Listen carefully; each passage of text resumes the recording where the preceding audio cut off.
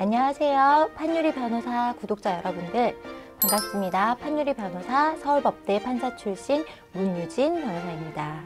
의뢰인 분들 중에 이런 질문을 하시는 분들이 있어요. 변호사님, 상대방이 저를 강간을 했는데요. 강간했다는 증거가 아무것도 없어요. CCTV도 없고 주변에 목격자도 없고요. 하지만 저는 정말 싫다고 외쳤는데 이러면 무죄가 나오나요? 제가 판사로서 담당했던 사건 중에는 이런 사건도 실제 있었습니다. 재판장님, 저는 정말 억울합니다. 둘이 호의를 가지고 있었고 서로 합의를 한 상태에서 밤을 함께 보냈어요. 저는 원래 연애 자체를 할 생각은 없었어요. 그런데 그날 밤 이후 여자분은 저에게 계속 만남을 요구했고 제가 거절했더니 갑자기 저를 강간으로 고소하더라고요. 강간죄는 폭행 또는 협박으로 원하지 않는 성관계를 가진 경우에 성립하는 범죄입니다.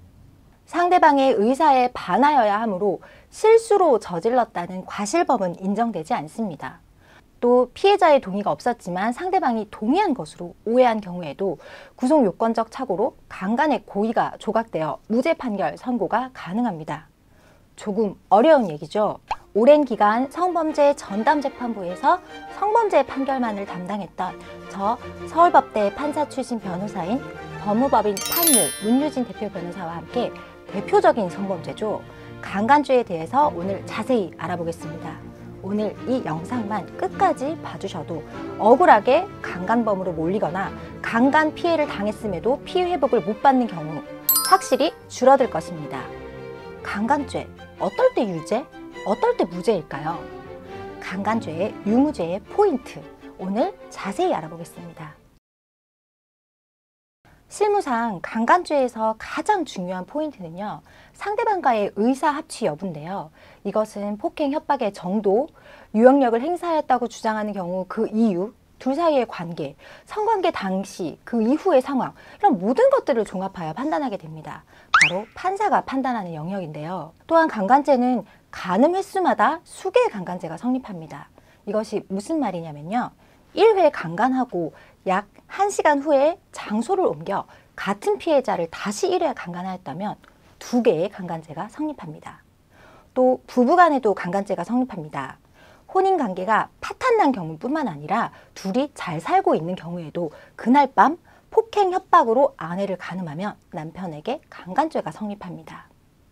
강간, 준강간, 유사강간의 차이에 대해서 알아보겠습니다. 강간은 폭행 또는 협박으로 사람을 간음한 것이고요. 준강간은 수단이 다릅니다. 폭행 또는 협박이 없어도 사람의 심신상실 또는 항거불능의 상태를 이용하여 간음한 것인데요. 예를 들어 피해자를 졸피뎀으로 정신을 잃게 하였거나 피해자가 자고 있는 경우가 대표적입니다. 유사강간은 폭행 또는 협박으로 간음을 제외한 나머지 사람의 신체에 다른 사람의 신체를 넣는 행위를 말합니다. 오늘 강간죄에 대해서 사례를 들어서 쉽게 설명해 보려고 합니다. 먼저 첫 번째 사례입니다. 해수욕장에서 우리 둘은 처음 만났어요. 소위 원나잇 스탠드일 경우 남녀의 서로 다른 생각 한번 들어볼까요? 먼저 남자 생각입니다. 해수욕장에서 처음 만났지만 저녁도 함께 먹고 술을 마실 때도 분위기가 너무 좋았어요. 함께 호텔에 들어갈 때도 여자가 저에게 호감을 표시했어요. 오히려 저보다 더 적극적이었고요. 여자의 입장입니다. 해수욕장에서 처음 만났어요. 저녁을 먹고 술을 먹을 때 제가 저 남자에게 호감이 있었던 것은 맞아요. 하지만 저는 호텔에 들어갈 때부터는 술에 너무 취해서 기억이 안 나요. 그리고 저는 처음 본 남자와 밤을 함께 보내지는 않아요. 저는 하룻밤을 보냈는데 동의하지 않았어요. 준강간죄는 사람의 심신상실 또는 항거불능의 상태를 이용하여 간음 또는 추행한 때 성립하는 범죄인데요. 이렇게 술에 취해 상대방이 심신상실 상태에 이르렀을 경우에는 준강간죄가 성립할 수 있습니다. 이 사안에서 유무죄의 포인트는 바로 여자가 술에 취해 심신상실 상태에 이르렀냐, 그것을 이용하여 남자가 간음하였냐, 여기에 따라서 유무죄가 달라집니다. 여자가 술에 취하여 정신을 잃지 않았었더라도 둘이 함께 밤을 보냈을 것이라는 사실이 입증되면 무죄가 가능합니다. 대표적인 무죄 판결이 선고되는 예는 둘이 술을 먹으면서 여자가 심신상실 상태에 이르기 전에 주고받은 카톡 같은 게 있잖아요. 오늘 우리 좋은 밤 기대해, 오늘 우리 뜨거운 밤 기대해 라는 이렇게 둘이 밤을 함께 보낼 것임을 예견하는 문자나 카톡이 있었다면 무죄 판결이 가능합니다. 하지만 호텔에 들어갈 때 여자가 술을 너무 많이 먹어서 제대로 몸을 가누지 못하는 상태가 CCTV가 있다면 이때에는 유죄 판결 선고도 가능합니다. 두 번째 사례를 들어볼게요. 우리 둘은 학교 선후배 사이예요. 그러다가 선배 자취방에서 하룻밤을 보내게 되었어요. 소위 사귀지 않는 지인 남녀일 경우 남녀의 서로 다른 생각 한번 들어볼까요? 먼저 남자의 생각입니다. 저는 귀여운 학교 후배 동생으로만 보였어요. 그런데 그날따라 너무 예뻐 보이는 거예요. 그래서 하룻밤을 보내게 되었는데 절대 억지로 한 것은 아니에요. 그 아이도 무척 저를 좋아한다고 말했고요. 그런데 그 아이와 사귈 생각이 없었던 것은 맞아요. 여자의 입장입니다. 제가 평소 그 선배를 쭉 좋아했던 것은 맞아요. 하지만 저는 그날 그 선배와 하룻밤을 보낼 생각은 없었어요. 더구나 그날 밤 이후 그 선배가 학교에다가 저와 하룻밤을 보낸 것을 주변 친구들에게 다 소문내 버린 거예요. 저와 사귀지도 않고요. 즉 사안은 당시 남녀 사이에 의사의 합치가 있었느냐를 두고 다투는 것인데요. 그날 밤 여자는 하룻밤을 보낼 생각이 없었는데 남자가 약간의 힘으로 밀어붙여 가늠한 것이라면 여성이 자취방을 벗어날 수 있었다거나 반항에 사력을 다하지 않았다는 점이 인정되더라도 유죄가 선고됩니다. 하지만 둘이 하룻밤을 보내는 것에는 동의하였다면 이후 남자가 사귀지 않았다고 해도 무죄 판결 선고가 가능합니다. 다만 남자가 주변 친구들에게 둘의 은밀한 사생활을 말한 부분은 명예훼손 등으로 별도 고소가 가능합니다.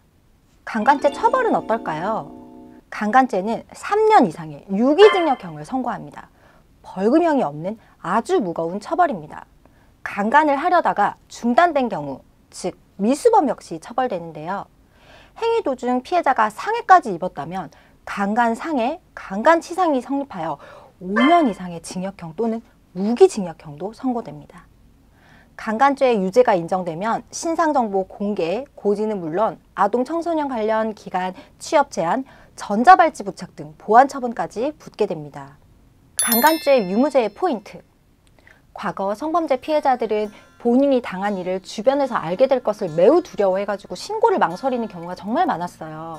그런데 미투 운동 이후에 피해자 진술만으로 성범죄가 성립한다는 것에 대한 인식이 확산되고 성범죄의 피해자가 피해자의 잘못 때문이 아니라는 인식이 널리 퍼지면서 성범죄 신고 건수도 많아졌습니다.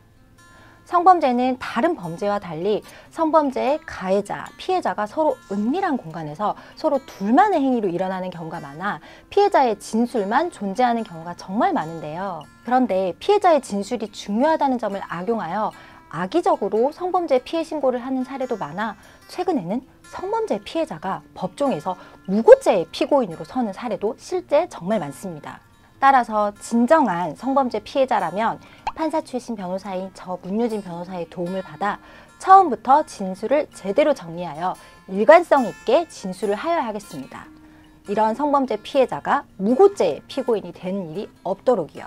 마찬가지로 합의하에 관계를 가졌음에도 성범죄 허위신고로 억울하게 성범죄 피고인이 되었다면 판사 출신 변호사인 저의 도움을 받아 처음부터 제대로 주장 입증하여 수사가 지체되거나 공판까지 가서 일상이 망가지기 전에 제대로 얼른 마무리 짓고 성범죄 허위신고자를 무고죄로 고소하여야 할 것입니다.